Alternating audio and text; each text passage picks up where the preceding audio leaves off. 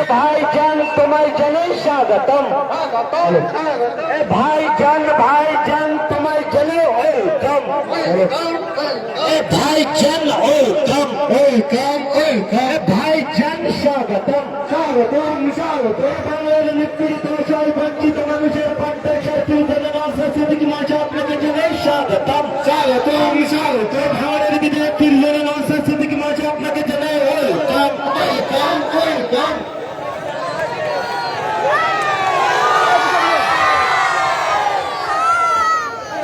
সকলের কাছে অনুরোধ করছি চলে এসে সকলের কাছে অনুরোধ করছি আপনারা যে যেখানে ঢুকেছিলেন সেখান থেকে ভাইয়াকে দেখতে পাবেন। এত সামনে খাওয়াটা এরকম করবেন না, এরকম করবেন না। ভাইজান এসে সবার কথা শুনবে, সবাই একটু সাইড হয়ে যান। এই দামটা ক্লিয়ার করে দিন, স্বেচ্ছাসেবক ভাইটা বলে দামটা ক্লিয়ার করে দিন। সামনে লোকটা বলবো চলে এসছে সবার সামনে। পুলিশ আধিকারিক যারা আছেন আমাদের কনভয়টাকে একটু সাইড করে দিন। সবাইকে বলতে বসছে এদিকে কিন্তু আমাদের মা বোনেরা রয়েছে, এদিকে কিন্তু আমাদের মা বোনেরা রয়েছে, সবাই কিন্তু সাইড হয়ে যাও, একটু বসে পড়ো, অন্তত নিজের ওই চেয়ারে বসে পড়ো। হ্যালো, যারা আজকে জনসংযোগে এসেছেন সবাইকে বলবো জায়গা নিয়ে বসে পড়েন, আপনারা জায়গা নিয়ে বসে পড়েন। যারা আজকের প্রোগ্রামে এসেছেন সবাই জায়গা নিয়ে বসে পড়েন। এই সাইডটা ক্লিয়ার করো ভাই, এই সাইডটা ক্লিয়ার করো।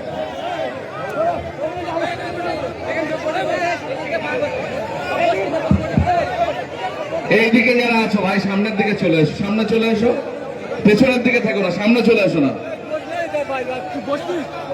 দাঁড়াচ্ছ কেন, এই দিকটা চলে এসো না।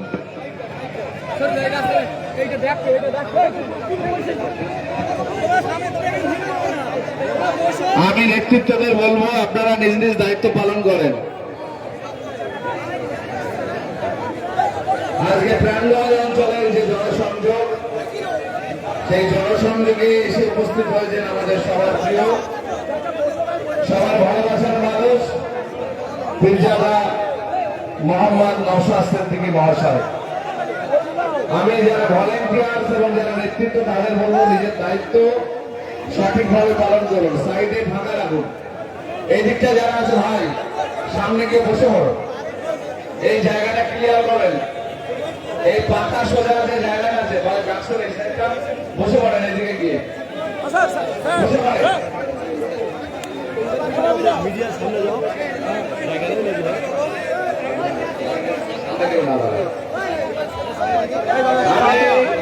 আপনাদের অনুরোধ করবো আপনারা যদি একটু ধীরস্থির ভাবে নিজেদের মধ্যে কথা না বলেন তাহলে আমরা আমাদের কাজ শুরু করতে পারি। আমি আপনাদের অনুরোধ করছি নিজেদের মধ্যে কথা বলবেন না, এই দিকটায় বড্ড কথা হচ্ছে, কথা বলবেন না, কথা বন্ধ করেন। মায়েরা বসে পড়েন, বসে পড়েন, জায়গা আছে ফুটচাপ, আপনারা বসুন না, অনেক জায়গায় জায়গা পাওয়া যায় না, সেক্ষেত্রে আপনাদের এত সুন্দর একটা জায়গা এবং নিচেতে ঘাস, বসে পড়েন। আমরা সত্যি গর্বিত ভাঙনের মানুষ যে আমরা এবারে বিধানসভা নির্বাচনে পুনরায় আমাদের প্রিয় বিধায়ক মহাশয়কে বিধানসভাতে পাঠাতে পেরেছি এবং যে ভোটে আমরা গত নির্বাচনে জিতেছিলাম তার থেকে আরো বেশি ভোট দিয়ে। এর জন্য আমরা ভাঙড়বাসী সত্যি গর্বিত যে এরকম একজন বিধায়ককে আমরা ভাঙড়ের বিধানসভা থেকে নির্বাচিত করে বিধানসভার মধ্যে পাঠাতে পেরেছি গোটা পশ্চিমবঙ্গের মানুষের কথা বলার জন্য। যেভাবে তিনি কাজ করেছেন গত 5 বছর, আমরা হয়তো অনেকে ভেবেছিলাম সেই গতিটা থাকবে কি না থাকবে, কিন্তু আমরা সত্যি আশ্চর্য হয়ে যাচ্ছি যে রেজাল্ট বার হয়েছে বিধানসভা, এখনো 1 মাস হয়নি।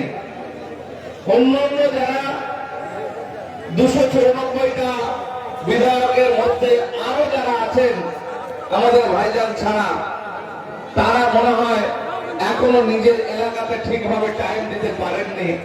তারা নিজেরা অবসরে আছেন বা এতদিন অক্লান্ত পরিশ্রম করেছেন লড়াই করার জন্য, তার জন্য হয়তো ক্লান্তি বোধে তারা হয়তো নিজের এলাকাতে বিশ্রাম করছেন। কিন্তু ব্যতিক্রমী বিধায়ক, বিধানসভার মধ্যে ব্যতিক্রমী বিধায়ক, যিনি এই টাইমের মধ্যে তার নিজের বিধানসভা অর্থাৎ আমাদের বিধানসভা ভাঙড়ের মধ্যে একাধিক জায়গায় তিনি জনসংযোগ করছেন, মানুষের কথা শুনছেন, কিভাবে তার সমাধান হবে তার উপদেশ দিচ্ছেন, হাতা কলমে করে দেখাচ্ছেন। এবং বিশেষ করে ডিলিট ভোটার একটা যন্ত্রণার অন্যতম কারণ। যাদের মানে ডিলিট ভোটার আছে তারা জানে যে কি মারাত্মক যন্ত্রণা। যতই আপনি সুরাহার কথা বলেন কিন্তু মন মানে না যে আমার ভোটার লিস্ট থেকে নাম ডিলিট হলো। তাহলে এই রকম একটা সিচুয়েশনে তিনি একাধিক জায়গাতে এই জনসংযোগের কাজ সদ্য ভোট সমাপ্ত হওয়ার পরে পরে শুরু করেছেন। আজকে আপনাদের এখানে এসেছেন নারায়ণপুর অঞ্চলের 2টো প্রোগ্রাম সেরে, ভাবতে পারছেন? আমরা সত্যি এই কারণে আমি বারবারে বলি, এরকম বিধায়ক যদি আমরা বিধানসভার মধ্যে আরো একটু বেশি বেশি করে দিতে পারতাম এই নির্বাচনে। যদিও নির্বাচন একটা সরকারের পরিবর্তন হয়েছে, ভোটের অনেক কিছু ওঠন পতন হয়েছে, কম বেশি হয়েছে, আইএসএফ অনেক জায়গায় লড়েছে, ভোট পার্সেন্টেজ বেড়েছে, সাধারণ মানুষের ভালোবাসা আমরা পেয়েছি, কিন্তু জয় অর্জন করার মতো একাধিক জায়গায় সেরকম সুযোগ হয়তো মানুষ আমাদেরকে দেয়নি।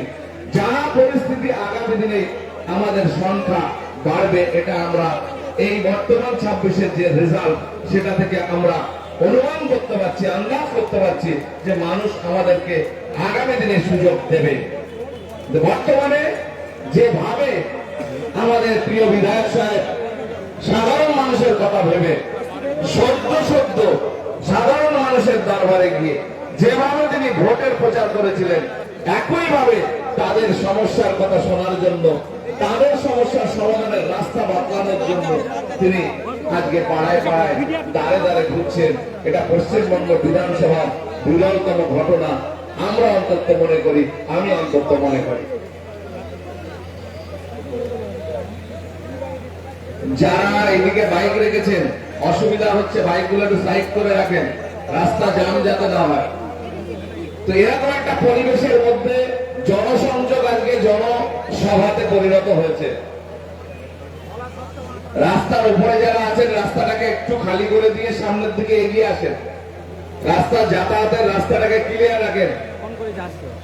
যে ভাইয়েরা রাস্তায় দাঁড়িয়ে আছেন আমি অনুরোধ করছি বিধায়কের পক্ষ থেকে, কারণ আমাদের কোনো উদ্দেশ্য নয় রাস্তায় সাধারণ মানুষের চলাচলে অসুবিধা হোক। যদিও একটা জনসংযোগ, একটা সাধারণ মানুষের 2-4টে বুথ নিয়ে কথা শোনার জন্য উনি হাজির হয়েছেন, সেখানে এতটা মানুষ এসে মানে তাদের আবেগ ভালোবাসা উজাড় করে দিয়ে এখানে হাজির হবে, এটা আমাদের সত্যি এতটা আন্দাজ ছিল না। আমি তো এসে অবাক হয়ে গেলাম যে এত মানুষ হাজির হয়েছে ভাইজানকে দেখার জন্য এক পলক, বা কারোর হয়তো মনের কোনো কথা থাকতে পারে না বলার জন্য। এই যে প্রয়াস ভাঙড়ের মুখ থেকে শুরু হয়েছে জনসংযোগের কাজ, অর্থাৎ ভোট চেয়ে ভোট নিয়ে বাড়ি চলে যাওয়া, তারপরে আর 5 বছর দেখা যায় না।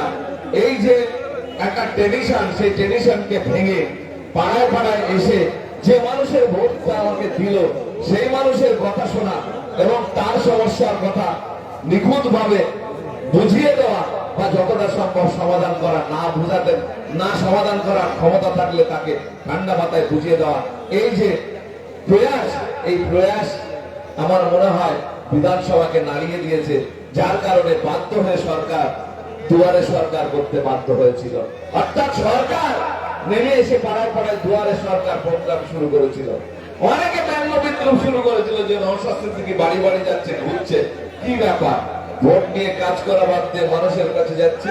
কিন্তু পরবর্তীকালে যারা বলেছিল তারাই বাড়ি বাড়ি গিয়ে একই পদ্ধতি অবলম্বন করতে বাধ্য হয়েছিল, সাধারণ মানুষের কাছে পৌঁছাতে বাধ্য করেছি আমরা, আমাদের বিধায়ক বাধ্য করেছে। এটা আমাদের কাছে একটা নতুন প্রয়াস। এই প্রয়াস আমরা গোটা রাজ্যে ছড়িয়ে দিতে চাই এবং আগামী দিনে ভাঙড় যেভাবে আমাদের আইএসএফ এর পাশে আছে, ভাইজানের পাশে আছে, তাতে করে আমরা এই ভাঙড়কে দিয়ে একটা নজির তৈরি করতে চাই, মডেল তৈরি করতে চাই। আগামী দিনে গ্রাম পঞ্চায়েত গুলো আমাদের কিভাবে কাজ করবে সেটাও আমাদেরকে সঠিকভাবে তত্ত্বাবধান করতে হবে।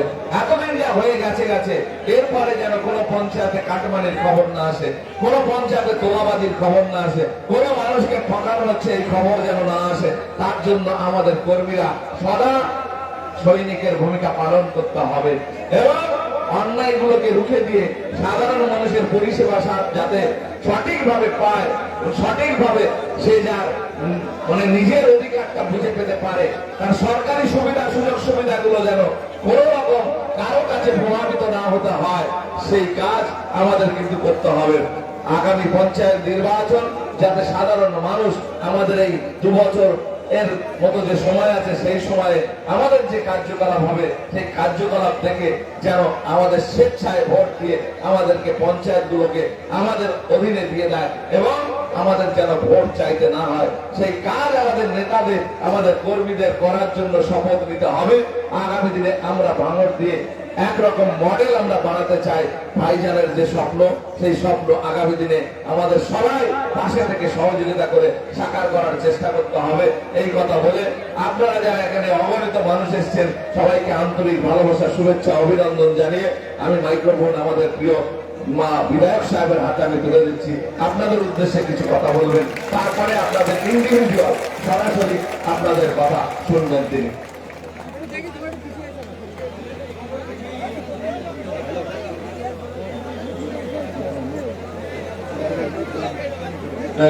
আস্তে কথা বলতে সর্বপ্রথম ধন্যবাদ জানাবো ভাঙড়ের মানুষদের, আপনাদের। আপনারাই আমাকে আবার বিধানসভার মধ্যে লড়াই, বিধানসভার বাইরে লড়াই করার শক্তি জুগিয়েছেন ভোটের মাধ্যমে। একদিকে ছিল নোটোরিয়াস ক্রিমিনাল, সমাজ বিরোধী, বোমবাজার নেতা, আর উল্টো দিকে আমি ছিলাম। আপনারা প্রমাণ করেছেন রাজ্যের কাছে কোন বোমবাজার নেতাকে, সমাজ কুখ্যাত সমাজ বিরোধীকে আপনারা জিতিয়ে বিধানসভায় পাঠাননি। এটা 2031 সালে দেখবেন দৃষ্টান্ত তৈরি হবে, যেটাকে যে দৃষ্টান্তকে ফলো করবে 2031 নির্বাচনের সময় যেই দলই প্রার্থী দিক না কেন, প্রার্থী চয়নের ক্ষেত্রে তারা অনেক সংযত হবে, অনেক বিবেচনা আলোচনা করে প্রার্থী দেবে, যাকে তাকে দাঁড় করিয়ে দেবে না। কারণ তারা ভালো করে জানে যে রাজপথ দেখাবে ভাঙড়, যদি ভুল ভ্রান্তি কোনো লোককে দাঁড় করিয়ে দিই দিকে দিকে ভাঙড় তৈরি হবে, পরাজিত করে বাড়িতে পাঠিয়ে দেবে। ভাঙড়বাসীকে আমি ধন্যবাদ জানিয়ে আজকে আমি বিধায়ক হিসেবে আপনাদের কাছে উপস্থিত হয়েছি। আমার কাছে আজকে কে বিজেপি, কে তৃণমূল, কে আইএসএফ, কে কংগ্রেস, কে সিপিএম বিবেচনার মধ্যে নাই। আমি আজকে আমার কাছে একটাই পরিচয়, ভাঙড়ের ভোটার, ভাঙড়ের মানুষ। আপনার আমার এই সম্পর্কটা আজ থেকে আপনাদের 4 তারিখ যতক্ষণ না পর্যন্ত আমি হাতে সার্টিফিকেট পেয়েছি, আমি বামেদের সমর্থনে আইএসএফ এর প্রার্থী ছিলাম। যেই সার্টিফিকেট পেয়েছি তখন আমি সর্বজনীন হয়ে উঠলাম, ভাঙড়ের প্রত্যেকটা মানুষের আমি বিধায়ক হয়ে উঠলাম। তাই আজকে জনসংযোগে যারা উপস্থিত হয়েছে, দূরে কাছে আছেন, অনেকে হীনমন্যতায় ভুগছেন, তাদেরকে বলবো কোনো হীনমন্যতার জায়গা নাই। 30,000 ভোট বিজেপি পেয়েছে ভারত থেকে, 24,000 ভোট, 94,000 ভোট পেয়েছে তৃণমূল,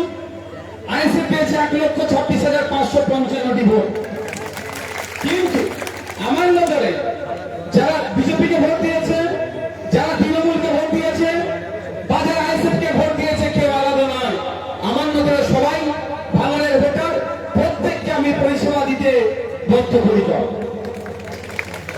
সুতরাং কেউ যদি এই হীনমন্যতায় ভোগে যে পঞ্চায়েত বিধানসভা নির্বাচনে আমি ভাইজানের বিরোধিতা করেছি, এজেন্ট বসেছিলাম অমুক দলের হয়ে, দেয়াল লিখেছি, মিটিং মিছিলে গিয়েছি, আমার এখন দরকার এমএলএর একটা সার্টিফিকেটের, এমএলএর একটা শোয়ের, এমএলএর কাছে গেলে দেবে কি দেবে না, এই হীনমন্যতায় কেউ ভুগবেন না। আমি কথা দিচ্ছি, এদিকে আমাদের পলাশদা অভিনেতা যেমন পরিষেবা আমার কাছ থেকে পাবে এমএলএ হিসাবে, ঠিক একই পরিষেবা তৃণমূলের নেতৃত্বরাও পাবে। সেই পরিষেবা এমএলএ হিসাবে আইএসএফ এর নেতৃত্বরা পাবে, ওই পরিষেবায় তৃণমূল বা বিজেপির কোন নেতৃত্বরা চাইলেও পাবে, কারণ আমি বিধায়ক প্রত্যেকে। তবে হ্যাঁ, আমার সাথে লড়াই কার একটু জেনে রাখতে হবে। আমার সাথে লড়াই কাদের, তাদেরকে আমি ছাড়বো না, তাদের বিরুদ্ধে লড়াই চালিয়ে যাব।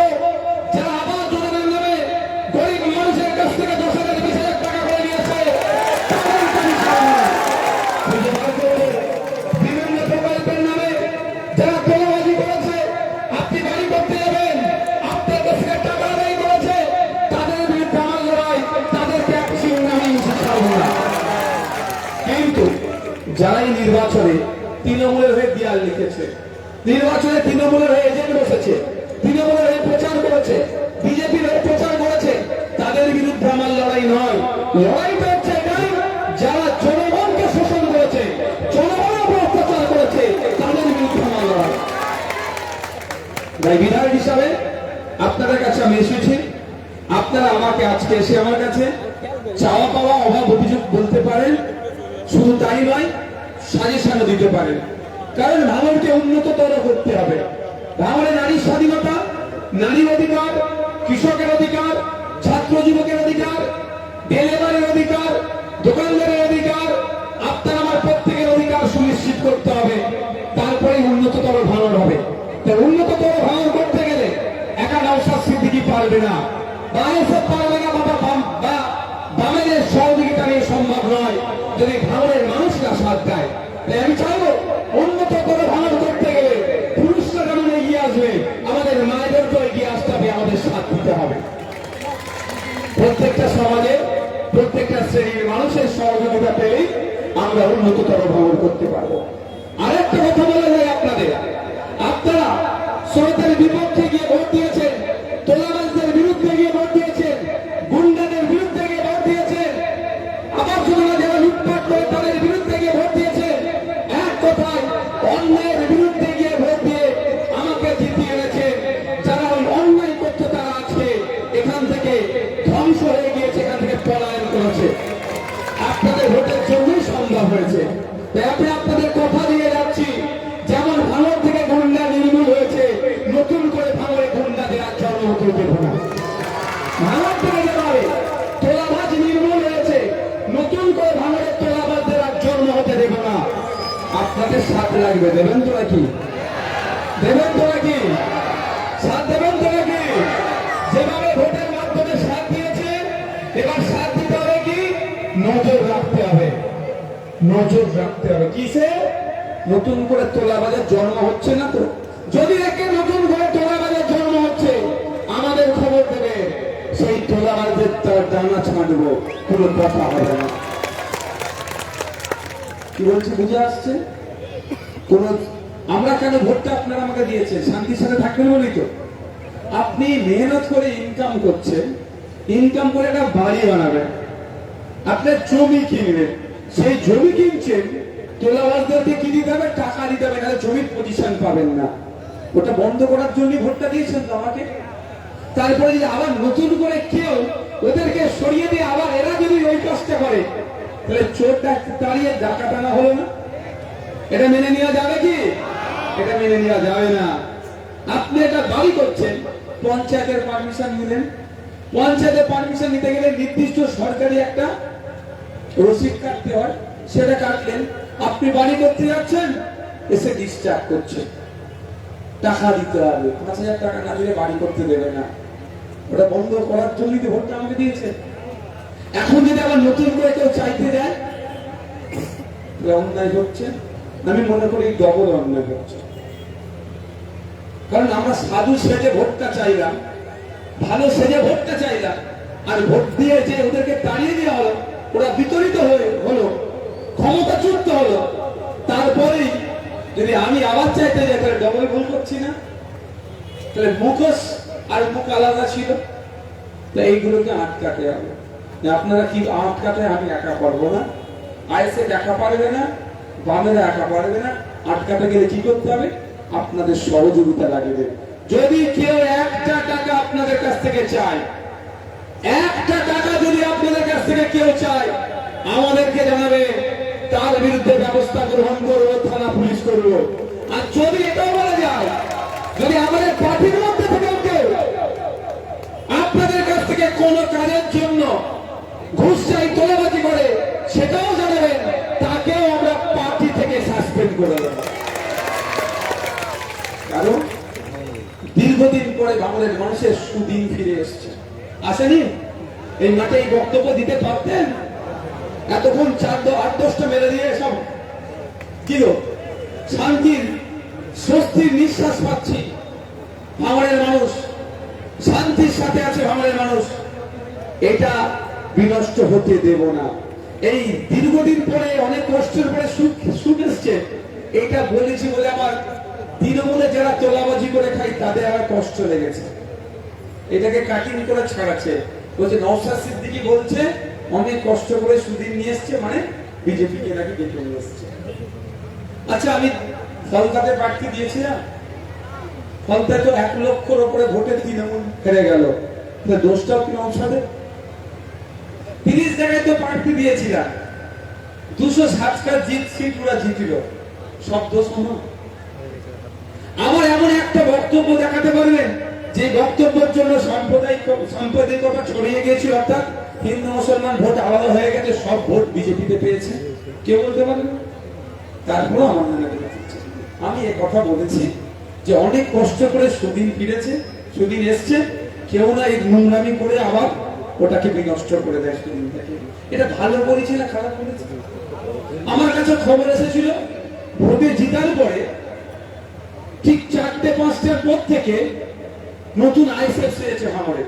এর দোকানে তালা মেরে দেয়, একে মারা তাকে মারা, হুমকি দেওয়া চমকি দিয়ে এই করতে শুরু করে দিয়েছে।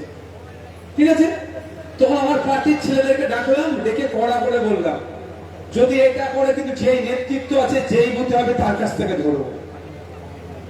ওটা বলে মিটিং করে মনে যখন বার হচ্ছিলাম, তখন আবারও বললাম, অনেক কষ্ট করে সুদিন এসছে, তোমরা যদি এই নোংরামি করে বিনষ্ট করে দাও তাহলে তো একই হয়ে গেল।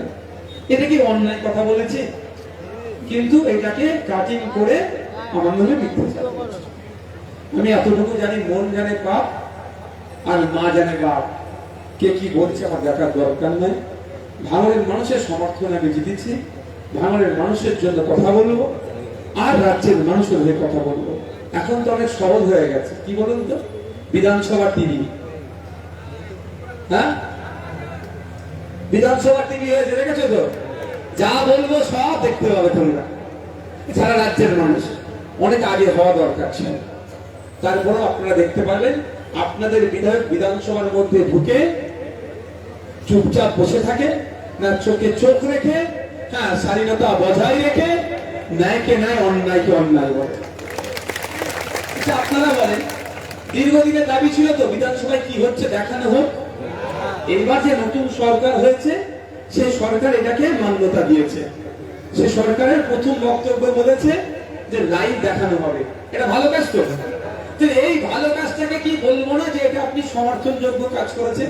এটা বলো না অপরাধ হয়ে যাবে? মানে শুভেন্দু অধিকারী যদি বলে সূর্য পূর্ব দিকে উঠে পশ্চিমে অস্ত যায়, নওশাদকে বলতে হবে সূর্য পশ্চিমে উঠে পূর্বে অস্ত যায়, নাহলে নওশাদ খারাপ ছেলে হয়ে যাবে। আচ্ছা, ভালোটাকে ভালো বলবেন না, বলবেন না, যে কেউ করুক ভালোটাকে ভালো বলতেই হবে, আর নোংরামিটা নোংরাকে নোংরা বলতেই হবে, সে আপন হোক আর পর হোক। আপনারা আগামী দিনে দেখতে থাকবেন, লাইভ হবে নওশাদ সিদ্দিকী বিধানসভায় গিয়ে কি করে, কি আলোচনা করে দেখতে পাবেন। আপনাদের বলি, আপনারা যারা যে সমস্যা আছে আমাকে জানাবেন। আমি আপনাদের এত মানুষ পেয়েছি, আগামী দিনের কিছু পরিকল্পনা বলতে চাই, শুনবেন আপনারা? যারা শুনতেন হাত তুলুন। সবাই শুনতেছেন তো? হাতটা তুলে রাখেন। শুনতেছেন আপনারা? আমি একটা উন্নততর ভাঙন করতে চাই, তার একটা জাস্ট উদাহরণ দিচ্ছি আপনাদের।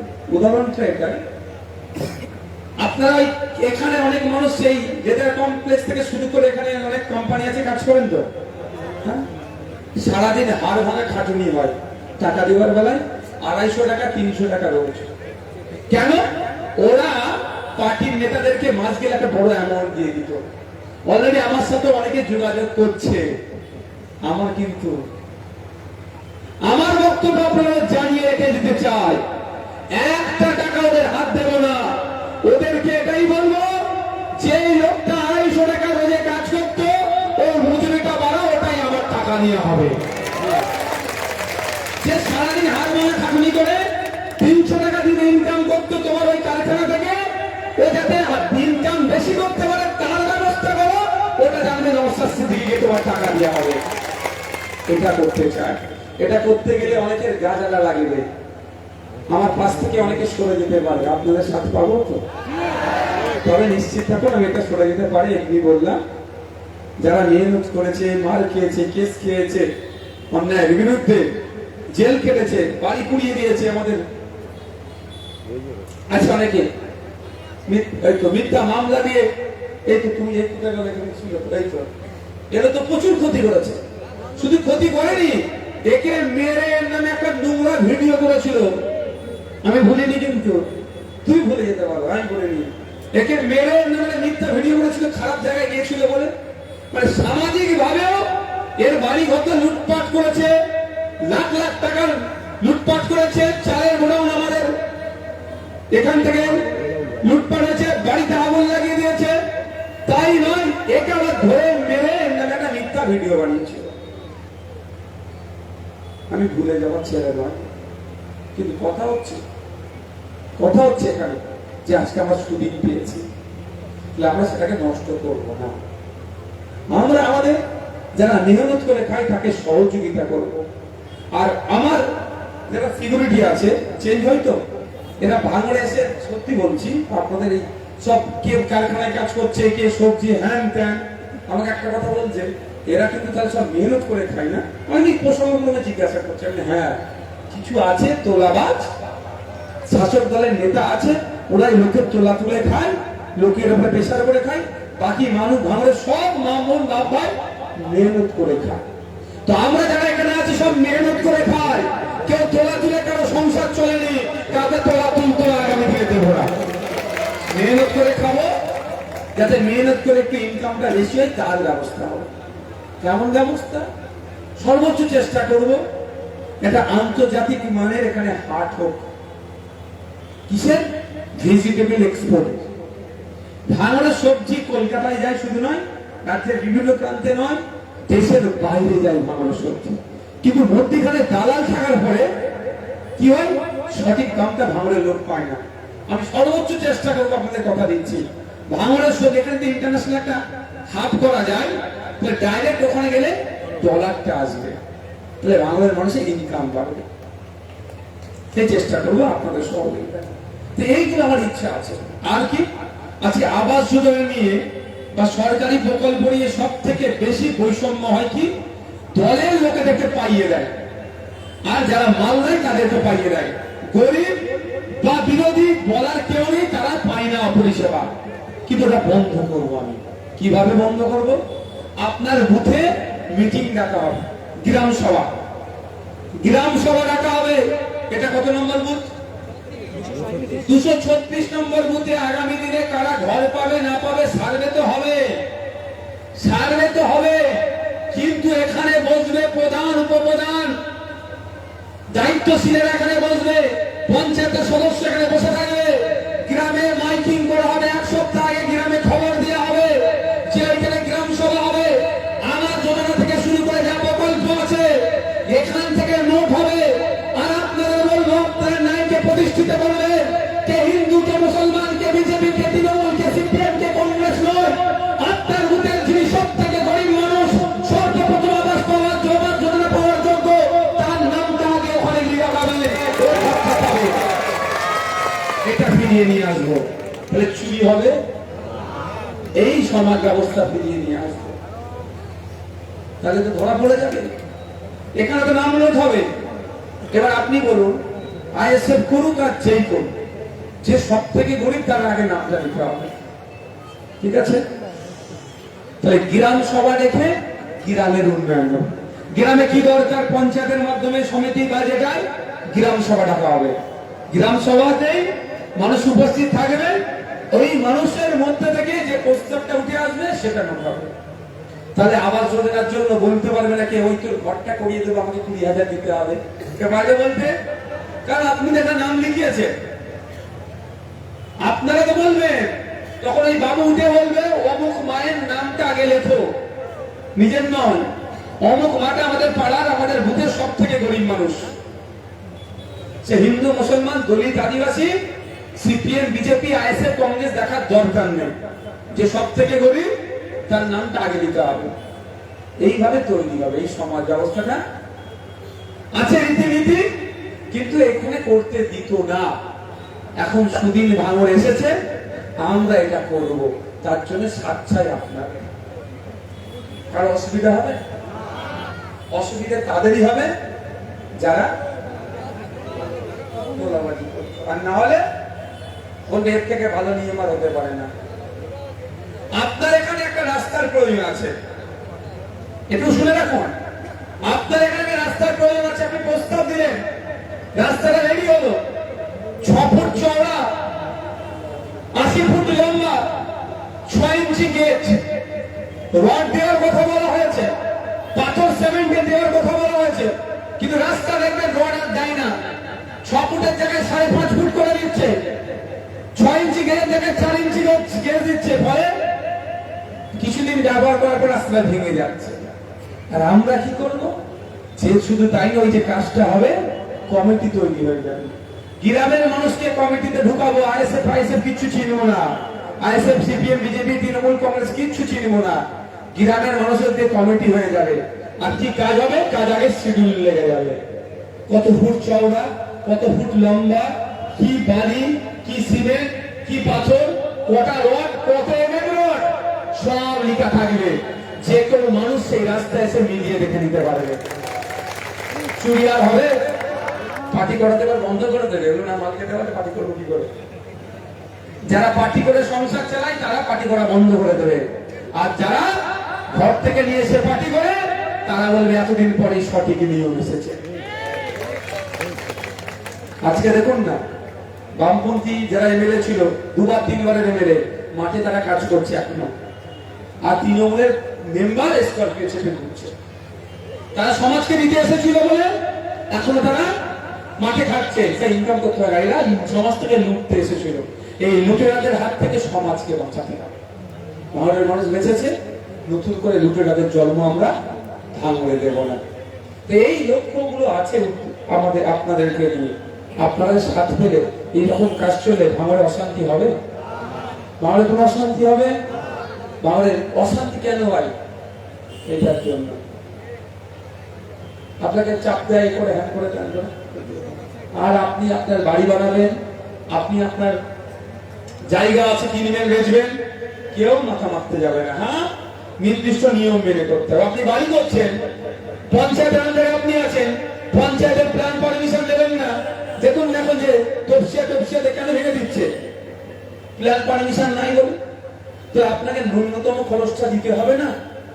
সেই খরচ দিয়ে আপনি কি করবেন, যেটা তার যদি পরিপ্রেক্ষিতে আবার কি দেবে, স্লিপ দেবে, পড়ছি দেবে, যে পঞ্চায়েতে আপনি জমা দিয়েছেন, এই স্কয়ার ফিট হিসাবে মনে রেট হয় না, স্কয়ার ফিট হিসাবে রেট হয়, সেই দিলেন আপনি।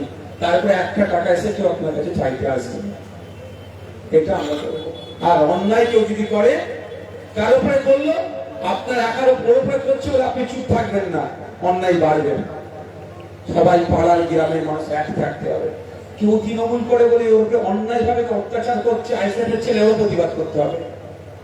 অন্যায় ভাবে কারো উপরে অত্যাচার করা চলবে না। আর যারা অন্যায় করেছে তাদের হোক কেউ না সাফাই গায়ে আমি বলে দিলাম, তাদের হোক সাফাই গায়ে চলবে না। অনেক অন্যায় অত্যাচার করেছে। চালের 3 লাখ টাকার উপরে চালের গোডাউন ছিল। এই পাড়া থেকে গিয়ে ওই পাড়ায় থেকে নিয়ে এসছে, ঘরের মশারি পর্যন্ত রাখেনি। বাড়িতে মশারি পর্যন্ত লাগিয়ে লুট করে নিয়ে চলে গিয়েছে, তাদের হয়ে কিন্তু কেউ সুপারিশ আমার কাছে করবেন না, এটা আমি অনুরোধ করছি। ওই রাজাপুর থেকে গিয়েছিল, প্রমাণ সব প্রমাণ বার করবো, সব বার করবো, প্রমাণ তো বেরোবে দাঁড়া। গিয়েছিল আমার কাছে, গিয়ে তার স্ত্রী বলছে তাকে নাকি ভয় দেখাচ্ছে, তার পুকুরে নাকি মাছ আছে, তার বাড়ি নাকি ভাঙচুর করবে বলেছে। আমি তার স্ত্রীকে বলেছি আপনি নিশ্চিন্তে চলে যান, বাড়ি গিয়ে থাকুন, আপনার উপরে, আপনার ছেলেপুলের উপরে, আপনার বাড়ির উপরে, আপনার পুকুরের মাছের উপরে কেউ তাকাবে না, যদি কেউ তাকায় তার বিরুদ্ধে আমি ব্যবস্থা নেব, কিন্তু আপনার স্বামীর দায়িত্ব আমি নিতে পারবো না। ওর স্বামী আমাদের রাহুলের দুবার বাইক ভেঙেছে, লাস্টে তো 8-10টা বাইক ভাঙচুর করলো। যেদিন আমার র্যালি ছিল ওই দিন তো আমাদের ছেলেদের মন মেরেছে, জেল খাটিয়েছে, তো ওর দায়িত্ব আমি কেন নেবো? কিন্তু ওর স্ত্রী তো দোষ করেনি, ওর ছেলে পুলে তো দোষ করেনি, ওর মা বাপ তো দোষ করেনি, ওর পুকুরের মাছটা ধরতে পারবে না, তার দায়িত্ব আমি নেবো। আমার এটাই বিচার, ভাই বলে দিলাম, এটা আমার বিচার। যদি বলেন ভাই আমি হচ্ছে 7 জনকে ছেড়ে দিতে হবে, আমি ওখানে পারবো না, আইনতর মাধ্যমে আমি বুঝে দেবো, আমি ছাড়বো না। যদি আজকে ওকে ছেড়ে দেওয়া হয়, কালকে সমাজ থেকে 1000 এরকম তৈরি হবে, এই তো মাপ হয়ে যাবে। ও কত মানুষকে ঘর ছাড়া করে রেখেছিল, ও দুদিন যদি না ঘর ছাড়া করা হয় না, আমি তো কেউ করেনি, তো হয়তো ভয় পালিয়েছে, ভয় পালিয়েছে, কেউ তো করা করায়নি। দুদিন না বাইরে থাকলে এদের যে বাইরে রেখে কতটা কষ্ট ছিল ও বুঝতে পারবে।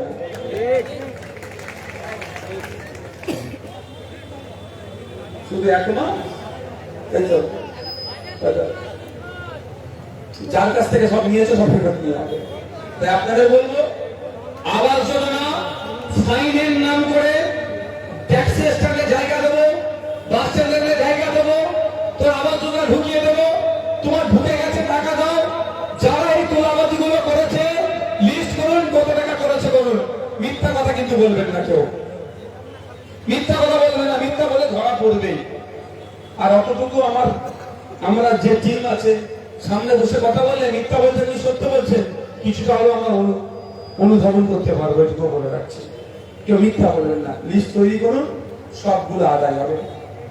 আর একটা লিস্ট তৈরি করুন, পাকা বাড়ি, 4 চাকা আছে, 2 চাকা আছে, ফ্রিজ আছে, 15 বিঘে জমি আছে, ট্রলার আছে, আর আসছে তার অ্যাকাউন্টে আবাস যোজনার টাকা ঢুকিয়েছে, এইগুলো খুঁজে বার করুন, সব ফেরত নেওয়া হবে, সব ফেরত নেওয়া হবে, পাড়ার গরিবটাকে আগে তুলে দেওয়া হবে। ওইগুলো নোট করুন, আমি তো বলছি নোট করে দিন, 4টা হোক আর 5টা করে একটা হোক, ওরা তো পাওয়ার যোগ্য নয়, কার পাওয়ার যোগ্য? গরিব মানুষ। এইদিকে চাল ফুটো হয়ে পানি পড়ছে, সে বাড়ি পাচ্ছে না, তোমার দোতলা বাড়ি, তোমার সাথে প্রধান উপপ্রধান তৃণমূলের নেতার সম্পর্ক ছিল, 30,000 দিয়েছ, তোমাকে বাড়ি ঢুকিয়ে দিয়েছে, 30,000 কাকে দিয়েছে টাকার দরকার নেই, 1,20,000 তোমাকে ফেরত দিতে হয়। আর প্রথম কিস্তি 60,000 ঢুকেছে, 20,000 দিয়েছে, 40,000 তুমি এনজয় করেছো, তোমার কাছ থেকে 7,000 ফেরত নেবো, কথা হবে না। এই বিচার হবে। কারো অসুবিধা আছে? কারো অসুবিধা আছে? আর এই বিচার না করলে আগামী দিনে দুর্নীতি বাড়বে, ছেড়ে কথা বলা হবে না, অন্যায়কে প্রশ্রয় দেবো না, যেমন যারা অন্যায় করেছে অন্যায়টাকে তাদেরকে শুধরিয়ে দেবো আমরা। মেরেছে বলে দুধা মারো, ওটা আমি করতে দেবো না ভাই। যদি ওটা আমি করতে দিতাম তখন ভাঙড়ে লাশ প্রচুর পড়ে যেত। ভাঙড় আমি করতে দিয়েছি, আপনি খোঁজ নিয়ে দেখবেন আমার পার্টির ছেলেদেরকে এটা বলেছি, কোন জায়গায় যদি হিংসা হয়, ওই বুথে কে হিংসা করলো জানার দরকার নেই, ওই বুথের সভাপতি, সেক্রেটারি, ক্যাশিয়ার কানি পার্টিতে কাকে বরদাস্ত করবো না। ভাইজান আমাদের সেজে করে দিচ্ছে, আমি বলেছিলাম ওদেরকে দেখে, ও আমি শুনতে যাব না, কাজ সেজে করেছে শুনতে যাব না। তুমি ওই বুথের নেতৃত্ব, তোমার বুথে অঘটন ঘটছে, তুমি জানতে পারলে না, তুমি অযোগ্য, তোমাকে এই পদ থেকে নামিয়ে দেবো। দেখুন আজকে ভাঙড়ে শান্তি নাই, ঠিক উল্টোটা ধরুন, ভাঙড়ে আমরা জিতেছি, ভাঙড়ে আমরা হেরে গেছি, চলুন আমরা হেরে গেছি, কি হতো? সাধারণ মানুষের ঘর আজকে মাটির সাথে মিশিয়ে দিত, তো ওরা মাটির সাথে মিশিয়ে দেওয়ার চক্রান্ত করেছিল বলে কি আমরাও সেটা করবো? তাহলে ওদের সাথে আমাদের তফাৎ আমরা শান্তি প্রতিষ্ঠিত করবো। আরেকটা কথা, আমার পিঠে কেউ মারলো, আমি তাকে মারলাম, এই যদি চলতেই থাকে, চোখ নিয়েছে বলে আমি চোখ নিলাম, এটা যদি চলতেই থাকে একদিন তো সারা পৃথিবী অন্ধ হয়ে যাবে ভাই। কাউকে একদিন তো স্যাক্রিফাইস করতে হবে। আমার পিঠে মেরেছে, রাগ হয়েছে, খুব রাগ হয়েছে, আমি যদি না মারা থেকে বিরত থেকে যাই, আগামীতে দেখবেন এই মারামারি রাজনীতিটা আর হবে না, বন্ধ হয়ে যাবে। তাই স্যাক্রিফাইসটা আইসেফকেই করতে হবে, বামেদেরকেই করতে হবে। তাই আমরা এই স্যাক্রিফাইস করেছি ভাঙড়ের মানুষের স্বার্থে, ভাঙড়ের মানুষ যাতে শান্তিতে থাকতে পারে, ভাঙড়ের মানুষ যাতে ঐক্যের সাথে থাকতে পারে, সেই স্বার্থে করেছি। ভাঙড়ের মানুষকে আমি ধন্যবাদ জানাই।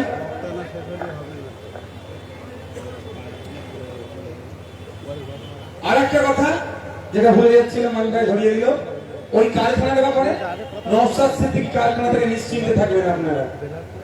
আপনারা নিশ্চিন্তে থাকেন, নওশাদ সিদ্দিক কারখানা থেকে 1 টাকা যেমন তুলবে না, কাউকে পাঠিয়েও তুলাবার রাস্তা করবে না। অনেকে কারখানায় কাজ করেন তো, যদি কোনো সময় মালিক বলে দেখ নওশাদ ভাইজানের হয়ে ইয়াসিন টাকা নিতে এসেছিল রে, রাহুল টাকা নিতে এসেছিল রে, আব্দুল মালিক ভাই এসেছিল, নওশাদ ভাইজান নাকি পাঠিয়েছিল, সঙ্গে সঙ্গে মালিককে কি বলবেন, ওরা ধান্দাবাজি করতে এসছে, ভাইজানের নাম করে টাকা তুলতে এসছে, আমি টাকা তুলতে পাঠাবো না কাউকে। হ্যাঁ, যদি বলে অঞ্চল নেতৃত্ব এসেছে, দায়িত্বশীলের এসেছে, এসে বলেছে যে ভাঙড়ে 10টা বেকার ছেলেকে চাকরি দিতে হবে, কাজ দিতে হবে, বলবে হ্যাঁ ভাইজানের কথা বলেছে। বুঝে আসছে? টাকা তোলার কথা বলে বেঁধে রাখবে চেন দিয়ে, চেন দিয়ে বেঁধে রাখবে। আমাকে খবর দেওয়ার আগে থানাকে খবর দেবে, আর থানাকে আমি বলবো ডবল সেকশন লাগাবে এদের নামে। অন্য কেউ গেলে সিঙ্গেল সেকশন, আমাদের ছেলেরা গেলে ডবল সেকশন। বুঝতে পারছো? কিন্তু আমার ছেলেরা যে যদি বলে আপনার এখানে 10 জন ভ্যাকেন্সি আছে, 10টা ভাঙড়ের ছেলেকে ঢুকাতে হবে, জানবেন হ্যাঁ ভাইজানের সাথে আলোচনা করিয়ে এসেছে, ভাইজানের হুকুম নিয়ে এসেছে। আমরা চাই ভাঙড়ের এই যারা কাজকর্ম বাইরে যে করতো, এবার তার আস্তে আস্তে ভাঙড়েই ফিরে আসুক। ভাঙড়ে এত কারখানা আছে, সেখানেই কাজ করবে, তবে কাউকে কাজ থেকে সরিয়ে দিয়ে নয়। যেমন তৃণমূলের আমলে আমাদের অনেকের কাজ করে নিয়েছিল, আমরাও কাজ করবো না। হাটকর তৃণমূল হলেও কারো আমরা রুচি কাটবো না। তারা ইমাম সরিয়ে দিয়েছিল, আমরা ওই নোংরামিটা করবো না। রুজি রুটির আমরা ব্যবস্থা করবো, কারো কাছ থেকে কেড়ে নিতে আমরা পারি না। এই তৃণমূল করা বলে কারো কাজ কেড়ে নেবে তোমরা? এরকম কেউ আছে এখানে? তার সে খারাপ লোক ধরে নিতাম, তার বাড়ির স্ত্রী আছে, বাচ্চা আছে, প্রত্যেকের বাড়ি আমাদের বাচ্চা নেই, শিশু নেই, তাদের মুখের দিকে তাকাতে হবে না আমাদের? যদি আজকে আমার সে কোথায় গেল, ওই যে বাপের পানের দোকান ছিল বন্ধ করে দিয়েছিল, মফিজুল, আমাদের মফিজুল, ওর কাছ থেকে সরিয়ে দিয়েছে, দোকান বন্ধ করে দিয়েছে। আর আচ্ছা তারপরে বলে নেব আব্দুল্লাহ ভাই আমাদের কাজ করে দিয়েছে, ও অন্যায় কাজ আমরা করবো না। আব্দুল্লাহ ভাইয়ের পরিবারটা চলবে কি করে তারা কোনোদিন ভেবেছিল? তারা তো অমানুষ। আজকে অমানুষের জন্য তারা আজকে তারা মার্কেটে না। আমরা একবার বলেছি মারবো ধরবো, কিন্তু এত অন্যায় করেছে আইএসএফ নাই, পাবলিকে যদি ছতা তুলে হালকা হালকা করে দেয়, তবে মারামারি হানাহানিতে জড়াবেন না, অনুরোধ করছি। আমরা শান্তির সাথে থাকতে চাই। অনেক মারামারি হয়েছে, আর না, এবার আমরা দিন আনে দিন খাবি, যেমন খাবো, কোনো মারামারি হানাহানিতে জড়াবো না। যার যাকে ভালো লাগবে ভোট দেবে, ভোটের সময় না বুদ্ধকল হবে, বুঝছাম হবে, বরঞ্চ ভোটের সময় এক জায়গায় বসে কে তৃণমূল, কে বিজেপি, কে সিপিএম, কে কংগ্রেস দেখার দরকার নেই। এক জায়গাতেই মঞ্চ কর, বস, এখানে ঘুগনি মুড়ি কর, একসাথে খরচ দেয়, যারা ভোট দিতে আসবে একসাথে কেটে টাকা চলে যাবে বাড়ি। এই করতে হবে। আর কত মারামারি করবেন বলুন? আর কত রক্তপাত করবেন? আর কত ক্ষতি করবেন নিজেদের? বাড়ি ভেঙে দিচ্ছে, ট্রেন ভেঙে দিচ্ছে, কল ভেঙে দিচ্ছে, এত অমানুষ। কল ছিল বলে সরকারি কল থেকে তুলে ভোট দিয়েছি, সরকারি কল ভেঙে দিয়ে চলে গেছে। ওই ওদের মতো অমানসিক কাজ আমরা করবো না, আমরা শান্তি প্রতিষ্ঠিত করবো। সকলকে ধন্যবাদ জানিয়ে বক্তব্য শেষ করছি। শেষ করার আগে আর একবার যে আমাদের বাংলাদেশের নেতৃত্ব পলাশদা, অমিতা আছে, আইএসএফ এর নেতৃত্বরা আছে, আপনারা যারা আছেন, আপনাদের প্রত্যেককে ধন্যবাদ জানিয়ে একটা বিষয় বলবো, এসআইআর, তাই তো এসআইআরটা বলবো, এটা বলে আমি শেষ করবো। ধন্যবাদ জানাই যারা ভোটে আমাকে যথেষ্ট সহযোগিতা করেছিল, ভোটারদেরকে বলবো এসআইআর নিয়ে আমরা গত 20 তারিখে গিয়েছিলাম ডেপুটেশন দিতে। সেখানে গিয়ে বুঝতে যেটা পেরেছি, ওদের সাথে কথা বলে ইশারা ইঙ্গিতে যেটা বুঝিয়েছে আমাদেরকে, কাজ ধীর গতিতে হচ্ছে, ধীর গতিতে হচ্ছে, ফলে আমাদেরটা লাইন আসছে না। কিন্তু কতদিন অপেক্ষা করবো ভাই? 2 বছর, 4 বছর, 5 বছর, 10 বছর, 12 বছর, একটা তো নির্দিষ্ট টাইম হওয়া দরকার। আমি আপনাদের বলি, এসআইআর এর প্রথম দিনে ছিলাম, আজকেও আছি, যতক্ষণ না পর্যন্ত 27 লক্ষ মানুষের এই নিষ্পত্তি হয়ে ভোটার লিস্টে নাম উঠে, নওশাদ সিদ্দিকী আপনাদেরকে ছেড়ে যাবে না, কথা দিচ্ছি। বলেছিলাম একজন কেন, যদি 1000 মানুষের জন্য উকিল লাগে আইনি সহায়তা দেবো। প্রতি অঞ্চলে উকিল পাঠিয়েছিলাম, ঘটের পুকুরে পর পর 2 দিন উকিল পাঠিয়েছিলাম, তাই তো? এবার আপনাদের বলি, এবার আমি সুপ্রিম কোর্টে আবার যাব। আমি সুপ্রিম কোর্টে এই জন্যই যাবো, সুপ্রিম কোর্টে গিয়ে এই ডিমান্ডটা করবো যে একটা টাইম নির্দিষ্ট করে দেওয়া হোক, এই টাইমের মধ্যে এই 17 লক্ষ 27 লক্ষ কেসের নিষ্পত্তি করতে হবে। এখন আজকে যারা আমার সাথে এসে অভিযোগ জানাবেন, এই ভোটের অভিযোগটা জানানোর প্রয়োজন নেই দিল্লিতে, কারণ কি বললাম, অপেক্ষা করুন। লোকালে যারা আইএসএফ এর নেতৃত্ব আছে ওদের সাথে যোগাযোগ করুন। আমি স্পিড আপ করার জন্য এবং টাইম ফ্রেম করার জন্য আমি সুপ্রিম কোর্টে গিয়ে মামলা করবো। সামার ভ্যাকেশনে চলছে, অ্যাডভোকেট যারা আছেন ব্যস্ততার মধ্যে থাকে, একটু তারাও একটু ফ্রি হতে চায়, পরে মনে করবো, কিন্তু আইনি বিষয়ে কথা আছে। বলছি কোরবানি,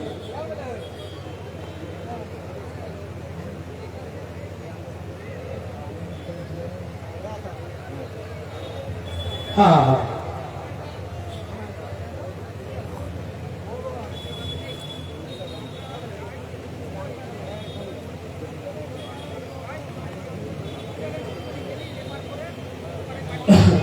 ওই আমার ভাই একটা প্রস্তাব রেখেছে এখানকার হসপিটাল। আমি জানিয়ে রাখি, আগামীকাল সোমবার ভাঙড় 2 নম্বর ব্লকের ব্লক হসপিটালে আমি পরিদর্শনে যাচ্ছি। বুধবার, মঙ্গলবার 1 নম্বর ব্লকের নরমালি হসপিটালে আমি পরিদর্শনে আসছি। শুধু তাই নয়, এখানে টেকনো ইন্ডিয়াকে জায়গা দিয়েছিল, জায়গায় যেটা পড়ে আছে তারা ফেল করেছে, এবং এখান থেকে যাতে এখানের পরিষেবা পাই তার জন্য আমি হসপিটালে আসবো। যিনি দায়িত্বশীল আছেন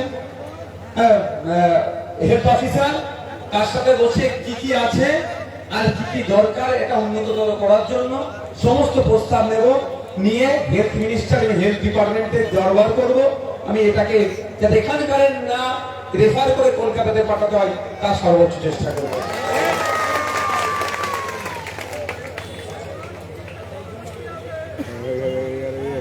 আর একটা কথা হচ্ছে, এই বাসন্তী হাইওয়ে এক্সটেনশন করার দরকার আছে। শুরু হয়ে যাওয়ার জন্য প্রচুর অ্যাক্সিডেন্ট হচ্ছে, এই বিষয়টাও আগামী দিনে থাকবে। এটাও বলে রাখি, নতুন বাস রুট ভাঙড়ের হোক। আর আপনারা দেখলেন আমি চিঠি পাঠিয়েছিলাম দিল্লিতে রেলওয়ে মিনিস্ট্রির কাছে, ভাঙড়কে রেলের মানচিত্রে আনা হোক। এটা খুব তাড়াতাড়ি একটা সুখবর পেতে চলেছেন আপনারা।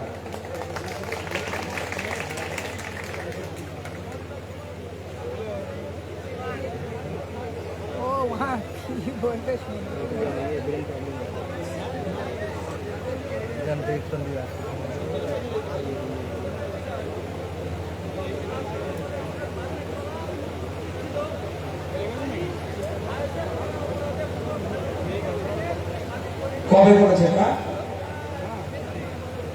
আমাদের নেতৃত্বদের বলেছেন না, বললে কি করে জানবো আমরা? বলুন, আপনি যদি আইএসএফ করার অপরাধী করেছেন, তাহলে আইএসএফ এর নেতৃত্বদেরকে বলতে হবে তো। আপনি আইএসএফ করুন আর নাই করুন, আমি বলবো কারো কোনো এই ধরনের ঘটনা ঘটলে প্রথম বুথে আইএসএফ এর যারা আছে তাদেরকে আপনারা জানান, তারা অঞ্চল নেতৃত্বকে জানাবে, আমাকে জানাবে, আমি বিষয়টা দেখে নেবো। কথা বলবো, আমার এখন ডাকিনি কাউকে। এই যে কাজের কথা বললো, শুধু তাই নয়, কাজ করতে গিয়েছেন, দুর্ঘটনায় পড়েছেন, হাত কেটে গেছে, পা কেটে গেছে বা জ্বর হয়েছে, সেই দিনের রোজটা আপনারা পান কাজে না গেলে। কিন্তু 50 জন 100 জনকে নিয়ে কাজ করছে তো, লেবার কোড মেনে কাজ হচ্ছে না। কেন লেবার কোড মানতে গেলে ওদের টাকাটা একটু খরচ আছে, অনেক সিস্টেম আছে, পিএফ টিএফ সব করতে হবে। তার পরিবর্তে পিএফ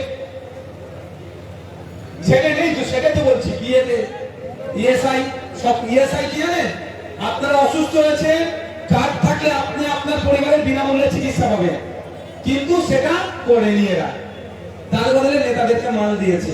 আর নওশাদ সিদ্দিকী কি বললো, আগে ইএসআই করো, পিএফ করো, এতে ফিউচার ঠিক করো, ওটাই আমার টাকা দেওয়ার সময়।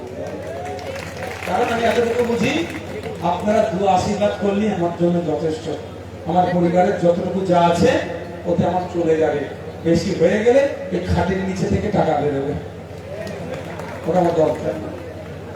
আচ্ছা, আপনাদের কারো যদি অভিযোগ থাকে, এগুলোর পরামর্শ হচ্ছে, আপনার মাইকে বলতে পারেন। আচ্ছা, মায়েদেরকে তাহলে এটা বলে নি, তাহলে মায়েদেরকে কাছে এসে বলুন, অতটা চিল্লে বলতে পারবে না। আর কারো কি তাহলে বলুন। আচ্ছা, কুরবানির কথা বলছে, কুরবানির কথা বলি, আমরা আইনের বাইরে চলতে পারবো না কেউ। হ্যাঁ বলছি ভাই, এটা বলবো, এই কুরবানির কথা বলে দিই আগে, আইনের বাইরে কেউ চলতে পারবো না, আইন যেটা হয়েছে তার বাইরে আমি চলতে পারবো না। তবে এতটুকু কথা বলতে পারি, আপনি একটা গরু কিনে নিয়ে আসছেন, মোষ কিনে নিয়ে আসছেন, কারো অধিকার নাই, কারো মানে পুলিশের অধিকার নাই আপনাকে আটকে আপনার নামে কেস দেওয়া। কখন অন্যায়? যখন আপনি ছুরিটা চালালেন, হত্যা করলেন, জবাব করলেন, এটুকু মাথায় রাখুন, এক নম্বর কথা। দ্বিতীয় কথা, এই আইনের 12 নম্বর সেকশনে বলা আছে, আইনের 12 নম্বর সেকশনে বলা আছে যে সরকার যদি চায় তাহলে ধর্মীয় উৎসবের জন্য, গবেষণার জন্য, চিকিৎসার জন্য ছাড় দিতে পারে। ভাঙনের বিধায়ক হিসাবে সরকারকে আমি একটা চিঠি করেছি, একদিকে মুসলমানদের ধর্মীয় আচরণে কিছুটা হলে আঘাত লাগছে আইনটা, যদি আপনি এটা রিল্যাক্সেশন দেন তাহলে ধর্মীয় আচরণ সুষ্ঠুভাবে সম্পন্ন হবে। আর আমার হিন্দু ভাইরা যারা গোপালন করে তারা অর্থনৈতিক ভাবে তারা ক্ষতিগ্রস্ত হচ্ছে, তারা অর্থনৈতিক ভাবে ক্ষতিগ্রস্ত হবে না। 12 নম্বর সেকশনটাকে আপনি আপনার ক্ষমতা ব্যবহার করুন। তারপরেও বলছি, ওই সেকশন আরেকটা সেকশন আছে, ওই আইনে আরেকটা সেকশন আছে, সেই সেকশন দিয়ে অলরেডি চিঠি আপনার এলাকার যে কটা থানা আছে থানায় পাঠিয়ে দেওয়া হয়েছে, পুলিশ আপনাদেরকে খুব কড়াকড়ি করছে না তো, নিয়মের মধ্যে আপনারাও থাকবেন, পুলিশও কিছু আপনাকে ডিস্টার্ব করবে না, এটা আমি বলে যাচ্ছি। আর সব কথা মাইকে বলা সম্ভব নয়, আমি তারপরে আবার বলছি, আইনের উঠে কেউ নয়।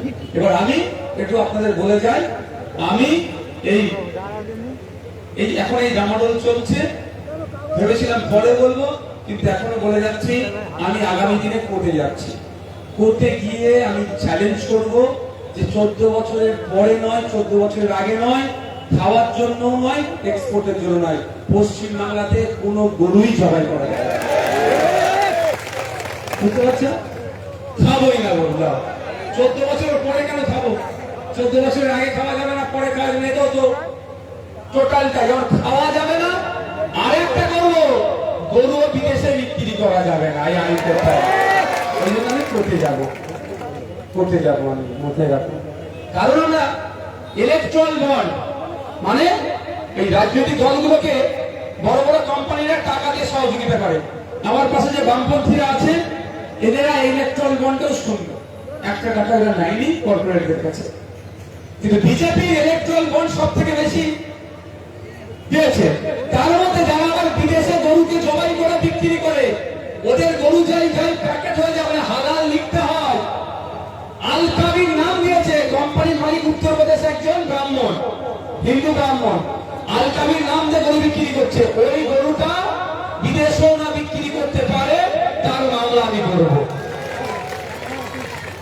আর এক সমাজের হেভি অংশের মুসলমান আজকে তারা প্রতিজ্ঞাবদ্ধ হয়েছে, এবারে টোটাল গরুই জবাই করবো না। তারা যে প্রতিজ্ঞাবদ্ধ হয়েছে সেটাকে আমি স্বাগত জানাবো, তার বিরুদ্ধে আমি কথা বলতে পারবো না। কাঠের ব্রিজ বলছিল না, ভাঙড় 1 নম্বর থেকে 2 নম্বর যাওয়ার কাঠের ব্রিজটা কাজ হতে হয়েছে। আমার চণ্ডীহাট থেকে শুরু করে এখন যেগুলো বাকি আছে, আগে থেকে বামন ঘাটায় গিয়েছেন একটা কাঠের ব্রিজ আছে বাজারের উপর দিয়ে, ওরা বলেছে ফুট ব্রিজ করে দেওয়ার জন্য, সেগুলো হবে। যে কটা ব্রিজ আছে সে কটা আমরা করছি। বড়ালি ঘাটের ওই ব্রিজটা যখন খারাপ ছিল, তারপরে রিপেয়ারিং কার দাবিতে হয়েছে, আমি তো বিধানসভা মন্ত্রীকে বলেছি, বলে রয়েছে ওই বড়ালির ওই ব্রিজটাকে যাতে কংক্রিটে নির্মাণ করা যায়। আসলে ব্রিজগুলো অনেক খরচ, আমার বিধায়কের 3.5 কোটি টাকা 5 বছরে পাবো। যদি বছরে 3.5 কোটি হতো, অন্তত একটা বছরের টাকা দিয়ে একটা করা যেত। যাক, সেটার জন্য আমি লড়াই করবো, আমি আশা করছি এগুলো সম্পন্ন হবে।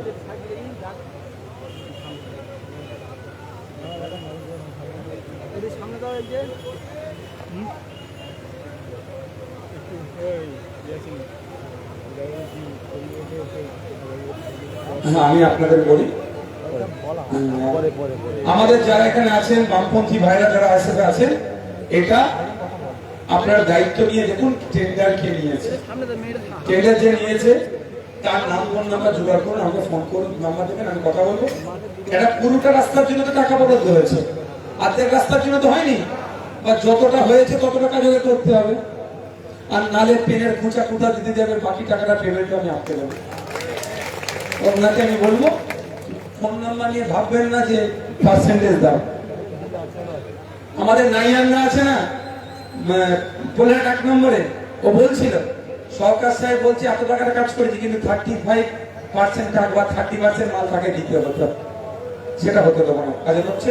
আচ্ছা, মহিলারা এসে যাদের অভিযোগ জানাতে পারবে না আপনারা।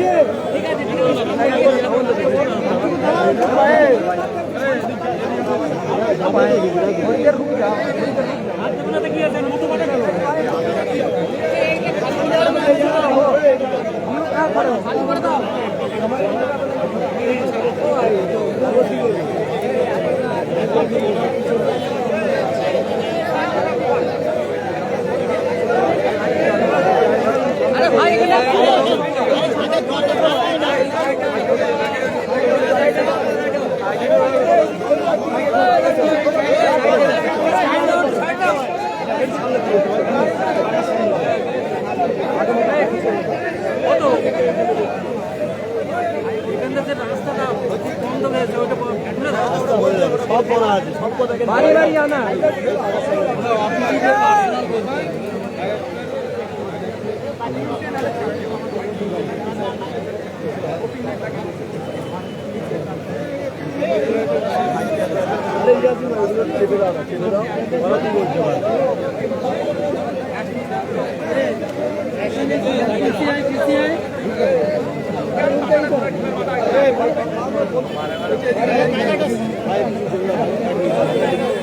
ওই সামনে যাও ভাই, ঠিক আছে, বাগান আমরা কাট করবো না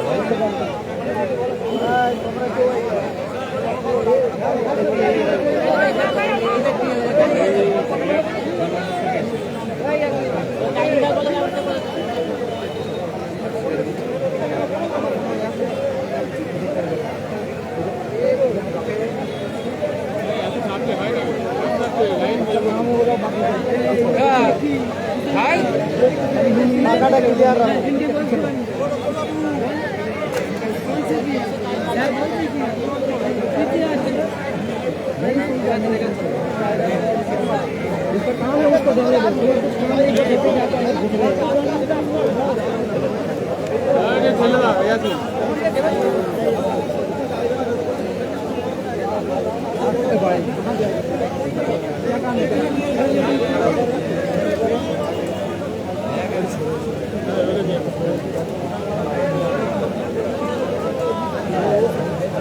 ভাই कागज लेके आ रहा है उसका नाम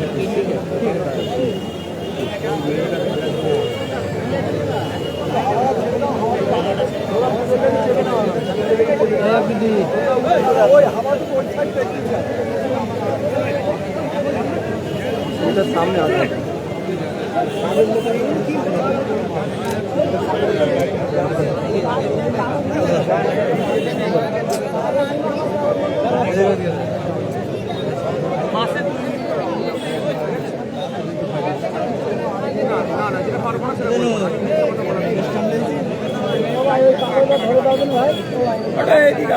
যাচ্ছি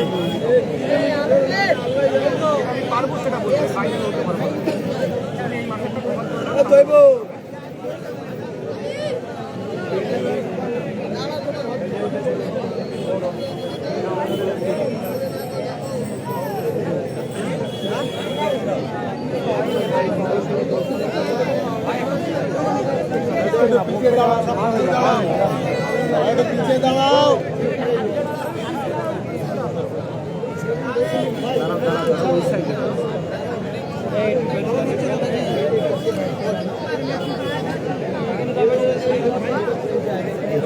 একজন করে পিছে পিছে মার জায়গা বুঝতে মার পিছে দাঁড়া পিছে দাঁড়া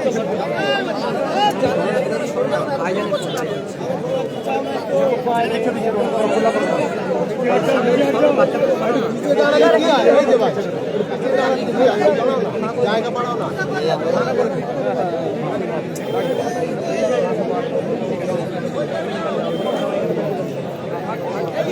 শুনে যায় না কি বলে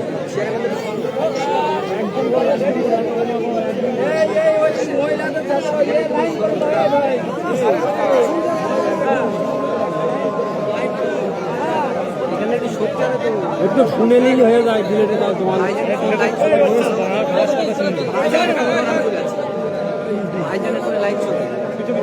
ঠিক আছে দাঁড়া কি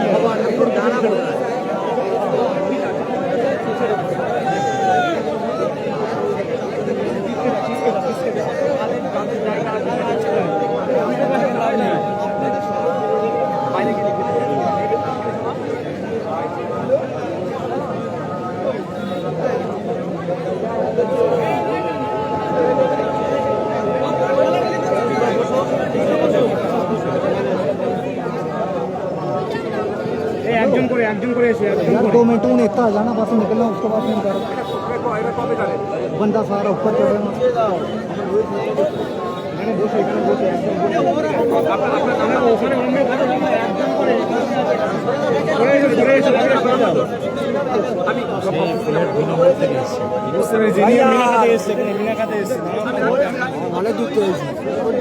একজন করে একজনের বেশি কারণ দেখবে না কিন্তু इतना बढ़िया आंटी है पीछे पीछे कर चलो भाई टीवी का फोन थोड़ा पीछे पीछे रहो भाई थोड़ा पीछे पीछे रहो इतना ना पीछे पीछे कर इतना हूं कर लूंगा यार पीछे हमको छोड़ दिया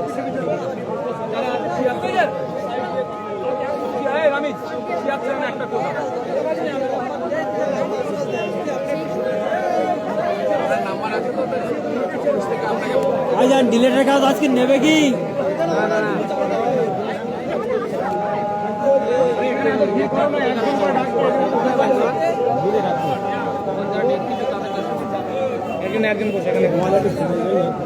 একজন করে বসবে কেন চেয়ারে তারপর দেখবে না একটাও দেখতে পাবো না কারো ভাই ভাই এরকম ঢুকে যাস করে না ওখান থেকে গাড়ি গাড়ি ওখানে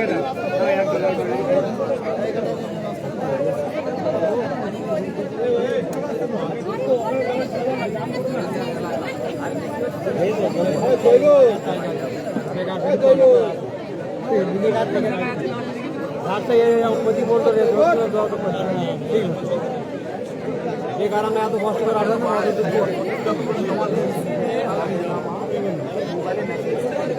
কি বলছে বললো বলে ওখানে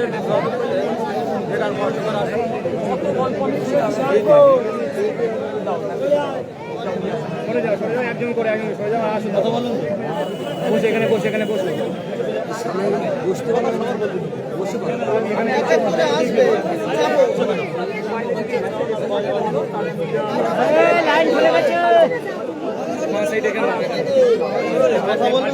কথা বলবে তো ওখানেই দাঁড়িয়ে থাক দেখে লেডিস হচ্ছে লেডিসই দিচ্ছে ওখানে জেন্টসে দাও কারো এখানে ওরা নিয়ম নেই যেখানে কন্ট্রোলে লেডিস আছে জেন্টস আছে যখন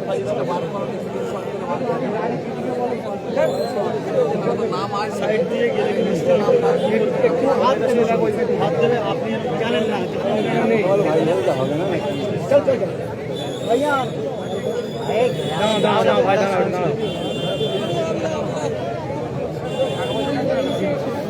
ওই সাইডে যাও ওই সাইডে ঘুরে আসে ওই সাইডে গাড়ি চলে যাও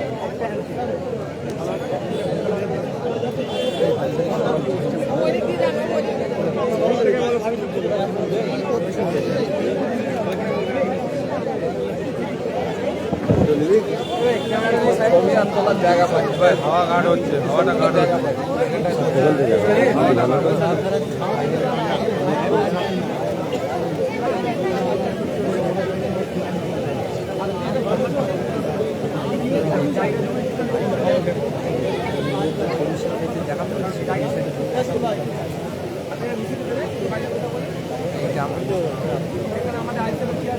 ঘোরার জায়গা নেই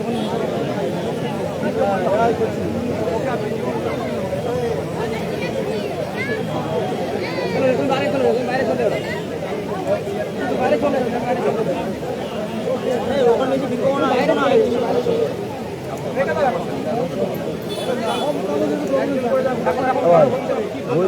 বছর আলু চলে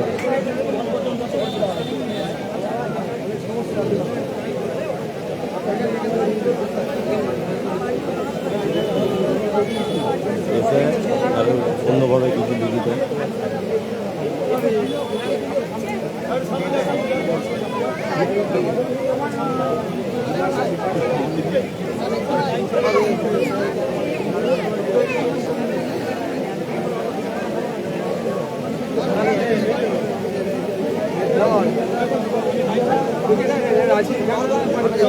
কথা বলেছি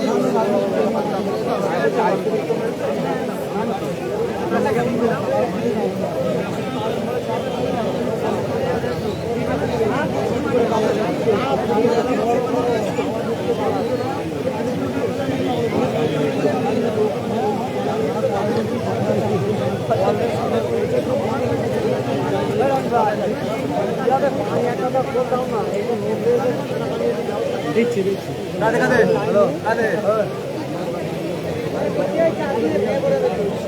ইংরেজি লোকের দিয়ে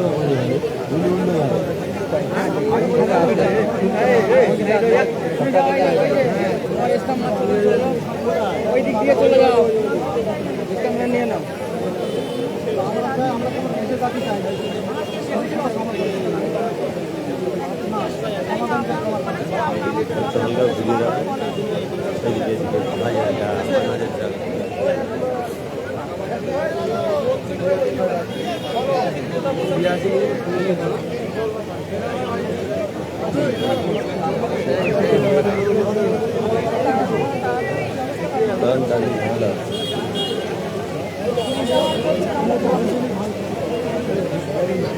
বাবা তোমার নাম বাবু বলো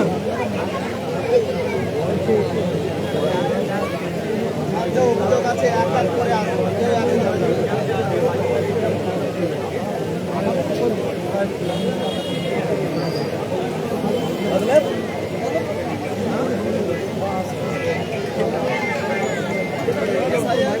বলো হ্যাঁ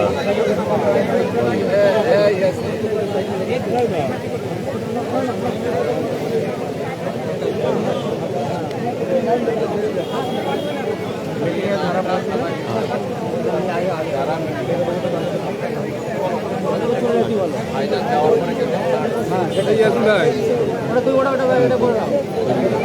না একটু ভিডিও করি প্রত্যেক দিকে ফোন করে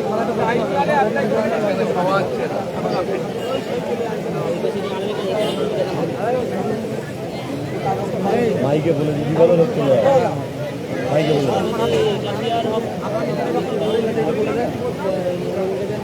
বলে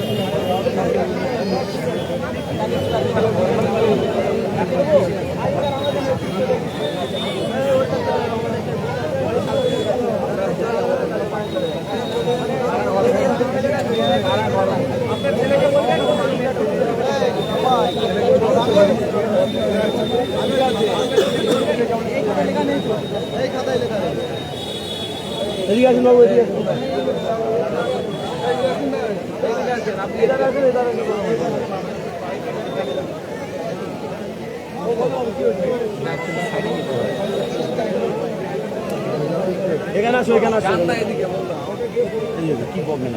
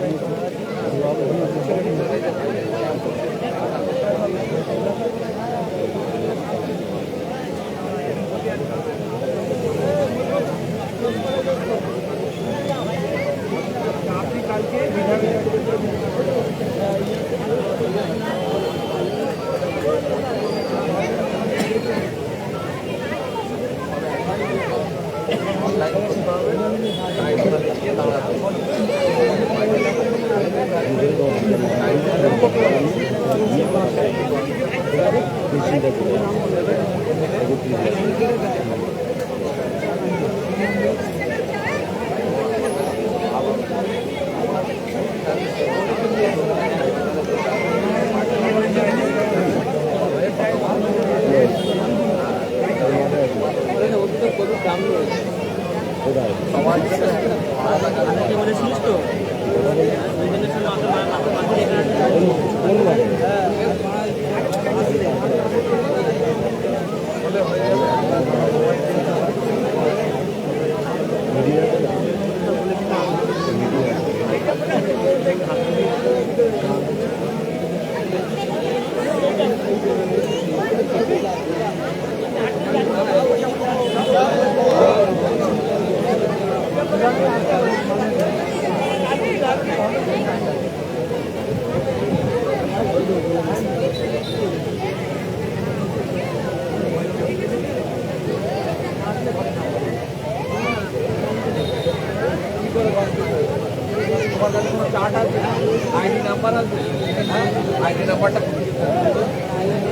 এখানে শো এখানে শো চেক করে নেবেন তো আইডি নাম্বার ধরে মোবাইল নম্বরটা নাও এদিকে তোমার ভিতরে আমার দিক থেকে ইয়াসিনকে আমার কাছে ফোন করে ঠিক আছে আমার ফিজিতে আছে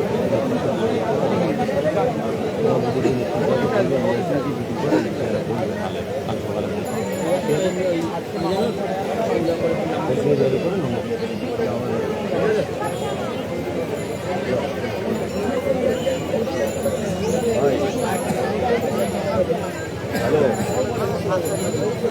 আমি এখানে বাইরে এখানে আছি আউটডোরা প্রবলেম এখনো আসেনি ক্যামেরাটা সাইডে বলো তো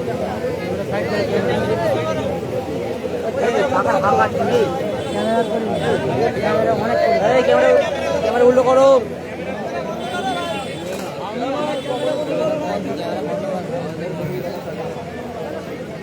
আজকে আমরা এই যুবক আমার কবরস্থান আমি কিনবো না।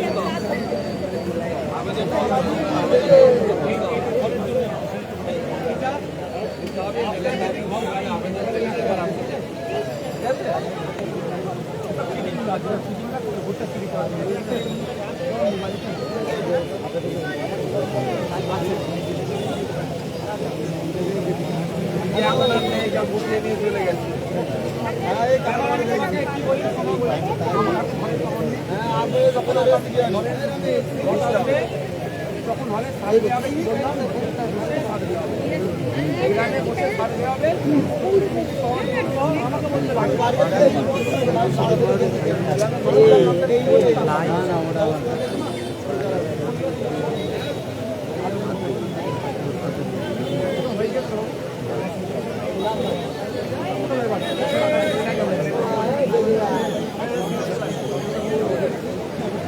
আমি কি করবো তার জন্য? তুমি তো ওই জায়গার মালিক তোমাকে ঠকাই